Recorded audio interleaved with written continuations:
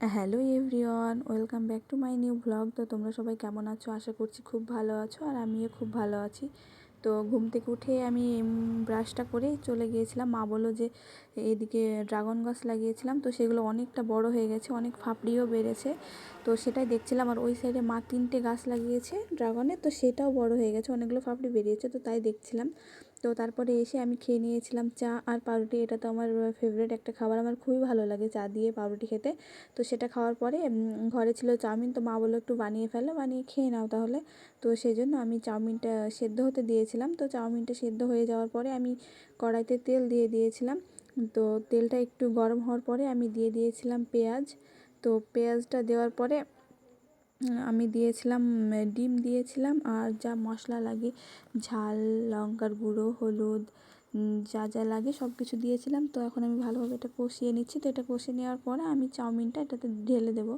তো দেখো আমি চাউমিনটা এখন দিয়ে দিয়েছি। তো খেতে কিন্তু বেশ মজা লাগছিল, ভালোই লাগছিল খেতে। তো চাউমিনটা দেওয়ার পরে আমি কিছুক্ষণ নাড়াচাড়া করে নামিয়ে নিয়েছিলাম। তো এই যে ফাইনাল লুকটা কেমন লাগছে বলো? আমার খেতে খুবই ভালো লাগছিলো। আমার চাউমিন খেতে অবভিয়াসলি ভালোই লাগে। তো তারপরে আমরা গিয়েছিলাম একটু আমাদের ওই বাড়িতে, কাজ চলছিল, তো মিস্ত্রি লেগেছিলো, সেই জন্য আজকে আবার গিয়েছিলাম। তো এই যে এখানে ওরা দুজনে ঘুমোচ্ছিল, দেখো কেমনভাবে, বাপ বেটা। তো সেটা একটু ভিডিও করে নিয়েছিলাম। তো তারপরে এসেই আমি গিয়েছিলাম রাত্রের দিকে, খালার এসেছিলো সবাই, তো বললো মেলায় যে যাবো, তাই বললো। তো তারপরে একটু গিয়েছিলাম মেলা দেখতে, আমাদের বাড়ির কাছে যেহেতু মেলা, তো সেই জন্য সবাই মিলে গিয়েছিলাম একটু মেলা দেখতে। তো তারপরে এই যে আমার বোনগুলো উঠে গিয়েছিলো এই ছোটো ট্রেনগুলো, তো দেখতে যে এত কিউট লাগছে এটা, আর এত মজা লাগছে, মনে হচ্ছে যেন আমরাই বসি। বাট আমাদের তো আর হবে না, আমরা তো এখন বড়ো হয়ে গেছি না।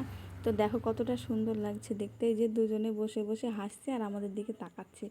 এনজয় তো ওদেরই, তাই না? এখন ওরা ছোটো, ওরাদের এখনও মানে কিছুই ওরা বোঝে না, যে কোনটা দুঃখ কষ্ট কিছু বোঝে না। ওদের খাবো দাবো ঘুরবো, এটাই আর কি, আর কিছু ওদের ভাবার নেই।